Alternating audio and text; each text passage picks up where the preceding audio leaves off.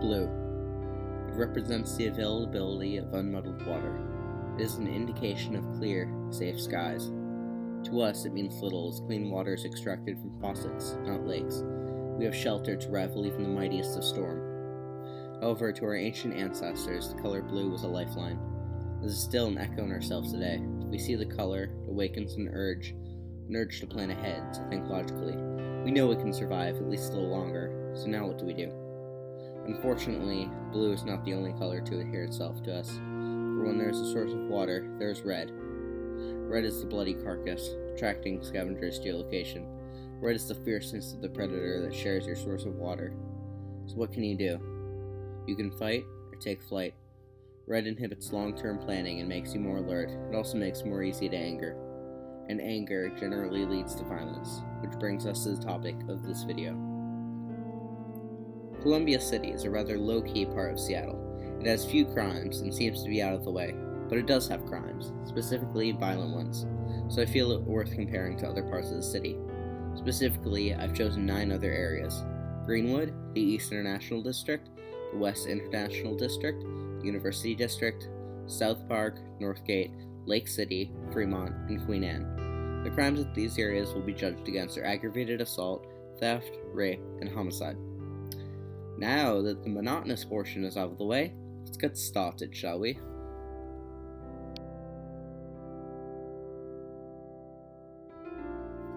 Starting off, let's address Columbia City. While not an actual city yet, it is still quite sizable. It has a population of 8,584, with a surprising age median of roughly 40. In January of 2016, in terms of my definition of violent crime, it was very clean. So it was only the occurrence of 4 aggravated assaults, being of unknown cause. While not the least crime-ridden area of the chosen 10, it gets quite close, ranking it 4th out of number of crimes, not type. The next area on our list is the unassuming Greenwood. Quite an innocent name for an innocent place, it seems, ranking 5th for January 2016. It only has harbored 4 incidents of theft and 1 case of aggravated assault. This higher amount of crime, if only slightly, definitely makes sense with the population. It, at 18,796, would definitely have more people commit crimes than the, in comparison, measly Columbia City of only 8,504.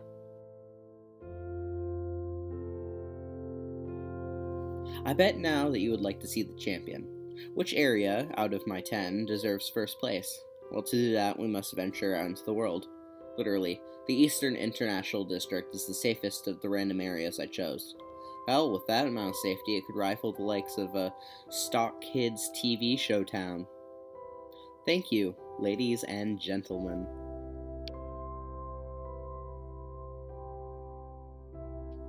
Unfortunately, for every rise, there must be a fall. At least in January, the western form of the International District ranked 6th in the amount of crimes. Not only that, but it also was the only area a homicide in the recorded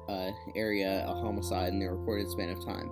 It also had 3 assaults and 7 thefts. Why could this be? I honestly don't know. Pieces of information like the population were being resistant to be found, and I didn't know the exact parameters of what constitutes west or east for the International District. It was just being difficult. So sue me. Actually, please don't have any money.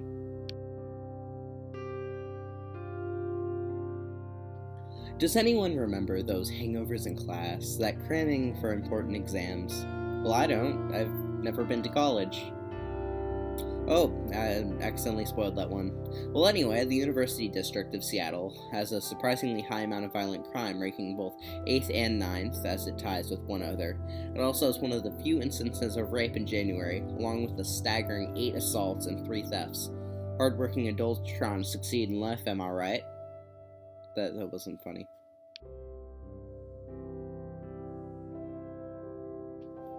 Insert TV joke here. I mean South Park, literally. I was very humored when I realized that this was the name of a part of Seattle, and even more so when I realized it was basically the opposite of Trey Parker and Matt Stone's creation. as it ranks third in least amount of crime, something that could not be said about the fictional town of the same name. This area only had 3 aggravated assaults, but its one other violent crime, rape, was interesting and seemed to be quite rare in January.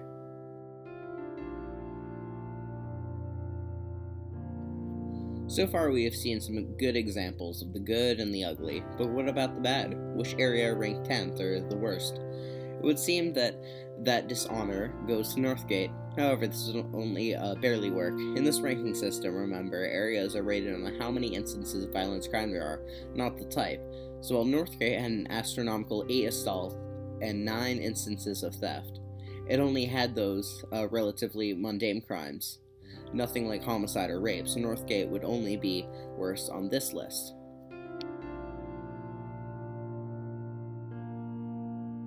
Lake City, the next one on the list, also does not raise the expectations higher from what we just saw. It had only 3 assaults as opposed to Northgate's 8, but it also had a large amount of reported instances of theft, 7.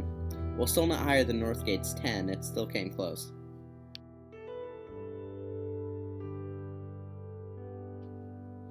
Luckily, that gloomy crime-filled section is over, at least for now, as we have Fremont. Surprise? I was. Due to Fremont's close proximity to Aurora Avenue, filled with drug kingpins and prostitutes, it is not known for being safe.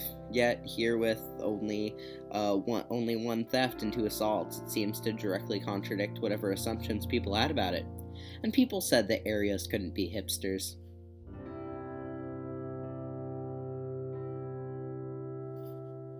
Finally, we have Queen Anne. Funnily enough, it is completely identical to the university in every way in terms of crime.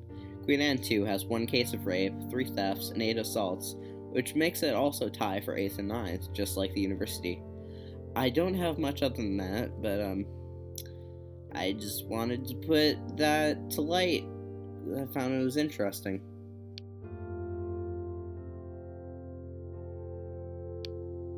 In conclusion, Columbia City is safe. Not the safest, of course, in the grand scheme of things, but it is safe enough. Going by our data, with a population of roughly 8.5 thousand and 4 violent crimes occurring in 1 month, it would seem that in 1 year, the chance of the crime occurring to you is roughly 0.56%.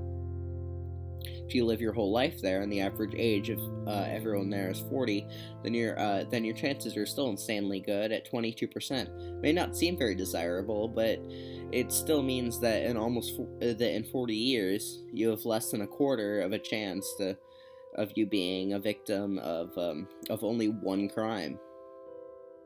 I would probably move to Columbia City just for that. Many others might too. It might become so good that Columbia City could break off from Seattle and actually become a city, not just a name fraud. But I mean, if you look at it geographically, you know that's not going to happen. But at least we can try.